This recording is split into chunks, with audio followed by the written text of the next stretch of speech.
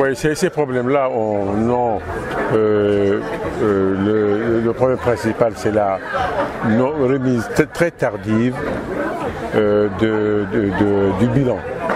Il a fallu changer d'expert pour avoir le bilan financier. Le bilan financier sert à présenter ce qui a été fait aux bailleurs pour que les bailleurs sachent comment les fonds qui étaient à notre disposition ont été utilisés. Si on ne le donne pas à temps, on ne peut pas continuer. Bon, donc ça constitue un retard. Donc il a fallu révoquer l'expert, trouver un autre expert, et ça a pris un peu plus de temps. On n'a pas préféré agir en justice, mais on aurait pu valablement le faire. Ça nous a vraiment pénalisé.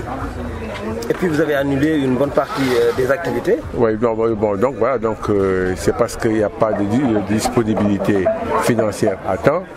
Bon, les bailleurs n'ont pas été très tôt sollicités. C'est pourquoi il y a un colloque qui a été prévu sur le lien entre le coton, la canne à sucre et le gaz, avec l'intervention de la compagnie sucrière, Sodefitex et autres, qui aurait permis aussi de faire un glissement sur la mode, le design, et avec des expositions de photos. Bon, donc, parce que Saint-Louis, on nous a dit que c'est une ancienne plantation de coton. Bon, donc ça c'est le coton aux États-Unis. Bon, à l'époque, il y avait le Cotton Club, des bars, des dancing qui abritaient des grands musiciens de jazz qui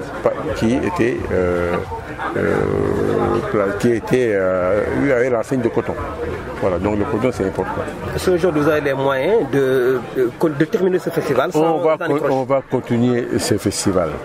Je prends l'engagement de le terminer, moi. Quitte même à y laisser les primes, je le ferai. Je suis la personne morale de l'association. Enfin, l'association est une personne morale. La responsabilité pèse sur le président. Les personnes qui sont créancières de l'association attaquent l'association en justice et poursuivent d'abord le président qui a une action récursoire contre les autres. Être président d'une institution comme ça, à but non lucratif, c'est téméraire. Bon, donc moi j'ai été nommé président, j'irai jusqu'au bout. Donc tous les artistes programmés seront effectivement... Ils seront tous payés. Ils sont là. Aragon est là. On les a visités. Ils sont là. Ils sont en train de faire des balances. Et on a aussi le meilleur preneur de son au monde. Vincent Maillet. C'est le meilleur au monde. Lucky Patterson était prévu. Il devait venir avec son ingénieur de son. Mais on lui a dit non, on a moi je me déplace avec mon ingénieur de son. Qui est votre ingénieur de son? C'est Vincent Maillet. C'est lui qui a formé notre ingénieur de son. Donc il n'y a pas de problème. Nous viendrons sans notre ingénieur de son. Le niveau de bouclage du budget? Il dépaillait 80%. 80%. Il a fallu faire des réductions, des coupes drastiques. Supprimer des manifestations, supprimer des rubriques pour en arriver là. C'est compliqué. C'est des arbitrages. C'est incessant. Et je dis que c'est Sisyphe. Tous les ans, c'est ça.